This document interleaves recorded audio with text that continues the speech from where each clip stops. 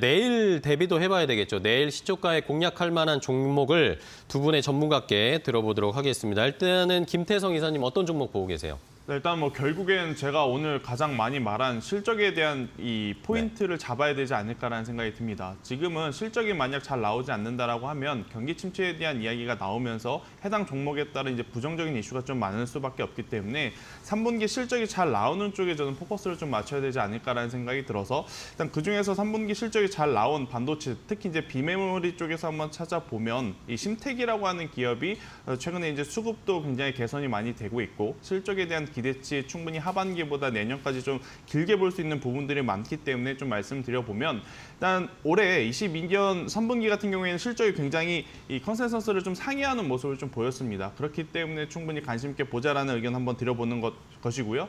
가장 중요한 것은 메모리 쪽 반도체보다는 비메모리 반도체, 즉 이제 시스템 반도체와 또 이제 이 기판 쪽으로 이제 수요가 계속해서 늘어나고 있기 때문에 저는 올해 3분기보다 4분기 그리고 4분기보다는 내년 1분기 지금보다 더 좋은 성과를 좀 낼 수 있지 않을까라는 의견을 한번 드려보도록 하겠고 수요에 대한 이 부정적인 이슈는 많겠습니다만은 원달러 환율에 따른 차익 그리고 이제 믹스된 개선 이 원가 효율을 가지고 지금보다 더 좋은 또 실적을 낼 수 있는 구조적인 부분도 많기 때문에 저는 심텍 같은 경우에는 현재 구간에서 조금은 낮은 위치에서 살 수 있는 기회가 되지 않을까라는 의견을 한번 드려보도록 하겠고요.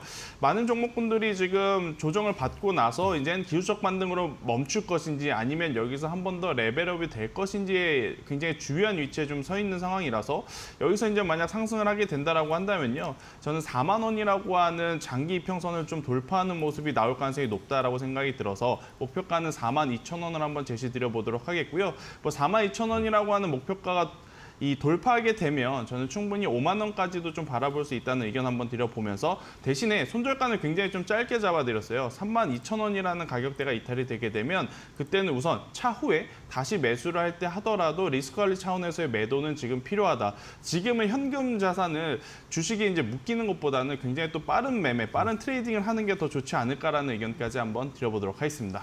네, 알겠습니다. 자, 심텍에 대한 의견 함께 주셨고 내일 시초가에 저희도 한번 잘 공략을 해보도록 하겠습니다. 자, 저희가 오늘 장 마감하고 나서 지금 실적들이 계속 공시가 올라오고 있습니다. 이번에 한국항공우주의 실적이 올라왔습니다. 아무래도 요즘 방산주들에 대한 관심이 워낙 많다 보니까 실적도 많이 궁금하셨을 것 같은데요.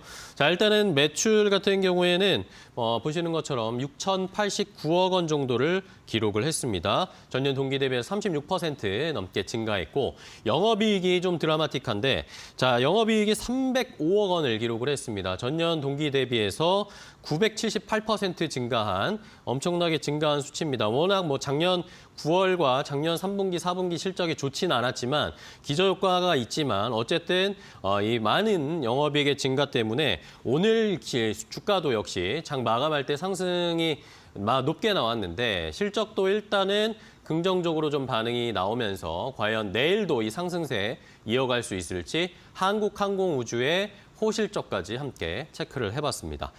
자, 계속해서 김시은 팀장님은 또 어떤 종목 보실지도 궁금합니다. 내일 시초가에 공략할 종목 알려주시죠. 네, 유신 가지고 왔습니다. 네. 앞서서 진성 TC를 설명했을 때 건설기기에 대한 긍정적인 투심에 대해서 언급했었는데 추가적으로 미국과 유럽에서 인프라 투자라든지 중국 부양책에 대한 기대감도 나타나고 있다고 보고 있는데 건설기기에서 가장 최근에 이제 관심이 많은 부분이라고 보고 있다면 네옴시티나 뭐 우크라 재건이라고 볼 수가 있겠습니다. 유신은 한미 글로벌과 함께 네옴시티와 우크라 재건에 대한 대표적인 종목군이라고 뽑히고 있는데 아무래도 11월 초에 네옴시티 관련한 이벤트가 있기도 하고요.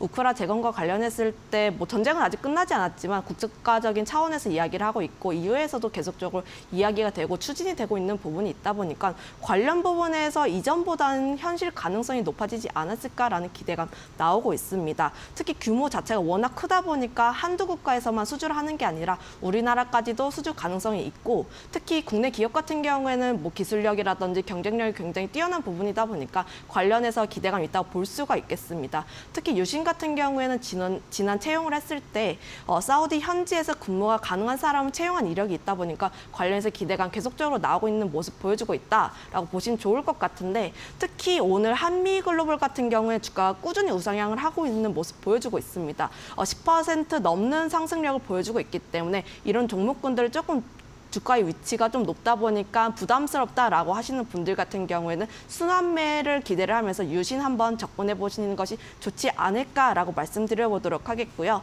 한미글로벌 같은 경우에는 주가가 이제 매물대를 뚫어주면서 주가가 강하게 상승하는 모습 보여주고 있기 때문에 같은 모멘텀을 가지고 있는 유신 같은 경우에도 매물대를 뚫어주게 된다면 강한 상승력이 나타나지 않을까라고 기대를 해보고 있으면서 매수가는 시초가 그리고 목표가는 5만 원 그리고 손절가는 36,000원 제시하겠습니다.